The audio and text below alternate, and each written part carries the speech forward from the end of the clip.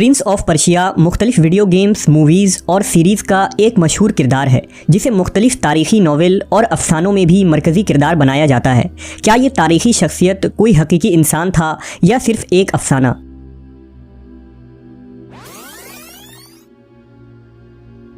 अगर तारीख़ के औराक में प्रिंस ऑफ पर्शिया को तलाश की जाए तो रुस्तम नामी दो तारीख़ी हस्ती का जिक्र मिलता है। पहला कदीम दौर का वो रुस्तम जो बादशाह केकाउस का सिपाही था और जिसके मुतालिक एक लंबी तिलिस्माती दास्तान मशहूर है, और दूसरा वो रुस्तम पहलवान जो ईरान के जंग कादसिया में हज़रत उमर रज़ी अल्लाह तआला अन्हु के दौर में मारा गया था। इस वीडियो में हम उन दोनों तारीख़ी किरदार के मुतालिक जानेंगे और देखेंगे कि प्रिंस ऑफ पर्शिया के लक़ब पर कौन सा किरदार पूरा उतरता है। कबल अज़ मसीह के रुस्तम का जिक्र फ़ारिस के दास्तान और अफसानवी किताबों में मिलता है, जिसके मुताबिक ज़माने कदीम के ईरान में जब कयानी हुकूमत कायम थी तो सीस्तान में एक बहादुर सिपाही ज़ाल के यहाँ एक लड़का पैदा हुआ जिसका नाम रुस्तम रखा गया। तबरी के मुताबिक ये वही दौर था जब हज़रत मूसा अलैहिस्सलाम बनी इसराइल को लेकर मिस्र से हिजरत कर चुके थे और सहराए सीना में मुकीम थे। बिल्कुल उसी ज़माने में ईरान में कयानी हुकूमत बड़े आबोताब के साथ चमक रही थी। ये ज़रतुश से भी पहले का ज़माना था। ईरान के तख्त पर केकाउस नामी बादशाह तख्त नशी था। रुस्तम और उसका बाप ज़ाल दोनों ही कयानी हुकूमत के दिलेर सिपा सलार थे। लिहाजा जब तुरान के बादशाह अफरासियाब ने ईरान पर हमला किया तो कयानी बादशाह केकाउस ने रुस्तम को मदद के लिए दारुल हुकूमत बुलाया। रुस्तम दास्तान के नाम से मशहूर था, जो नहायत ही जरी, बहादुर, निडर और शुजातमंद सिपाही था। कयानी बादशाह ने रुस्तम को एक लश्कर के साथ अफरासियाब को रोकने के लिए रवाना किया। लिहाजा रुस्तम और तुरानी बादशाह अफरासियाब के दरमियान तुर्किस्तान के सरहद पर एक खूनरेज़ जंग हुई जिसमें अफरासियाब ज़ख्मी होकर भाग निकला और रुस्तम ने अपनी ताकत और ज़ोर बाजू का लोहा मनवाया।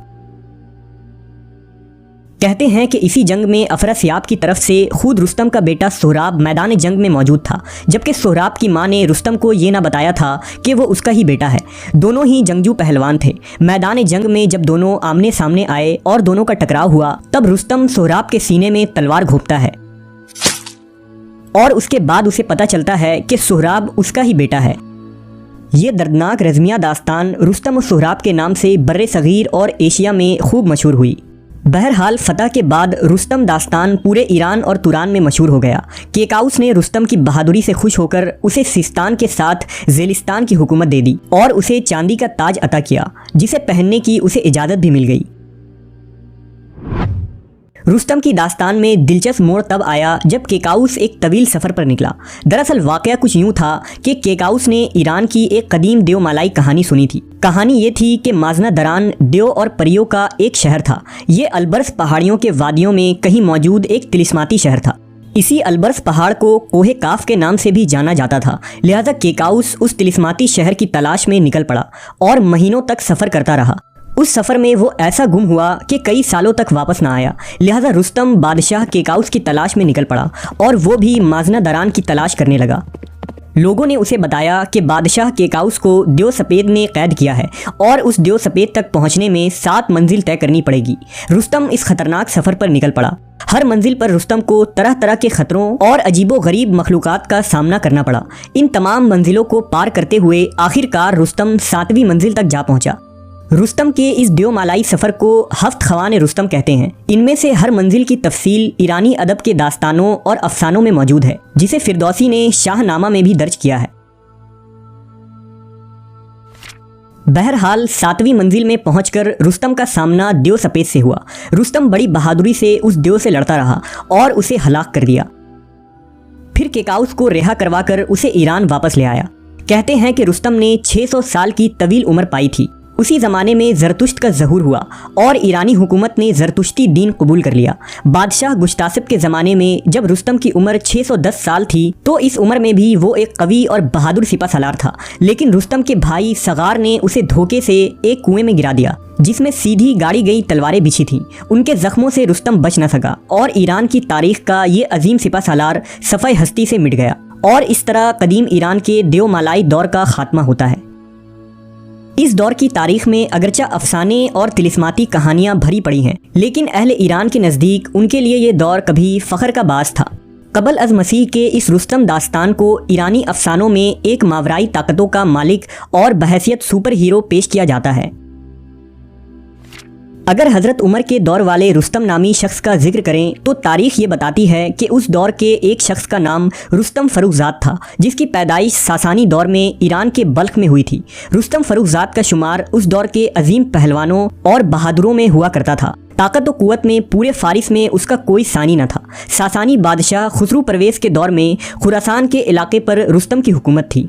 खुसरो परवेज़ वही बादशाह था जिसके ज़माने में मक्का में एक चमकदार सूरज तुलू हुआ और हज़रत मोहम्मद सल्लल्लाहु अलैहि वसल्लम ने दीन इस्लाम की दावत व तबलीग का आगाज़ किया। कुछ सालों तक ईरान की शाही तख्त पर कई बादशाह तख्ते नशी हुए, लेकिन यके बाद देगर तमाम कत्ल कर दिए गए।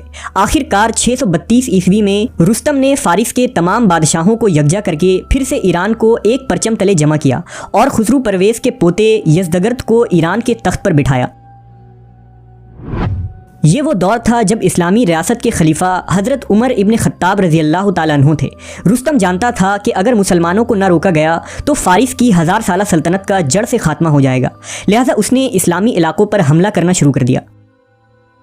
इस पर हज़रत उमर ने 16 हिजरी यानी 636 ईस्वी को हज़रत साद बिन अबी वक़ास को एक लश्कर समेत ईरान के इलाकों की तरफ रवाना किया। इराक के कादसिया नामी मकाम पर दोनों फौजें आमने सामने आ गईं।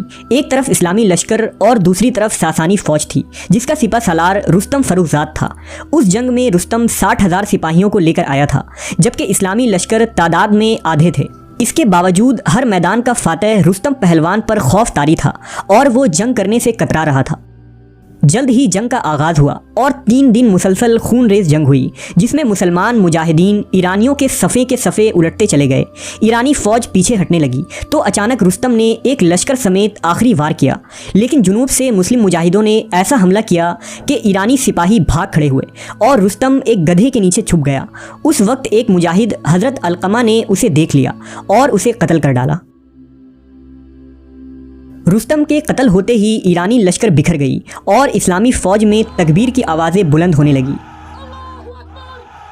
इस तरह फारिस के इस 1000 साला तागूती हुकूमत का खात्मा हो गया और रुस्तम समेत सासानी हुकूमत सफ़ाए हस्ती से ही मिट गई।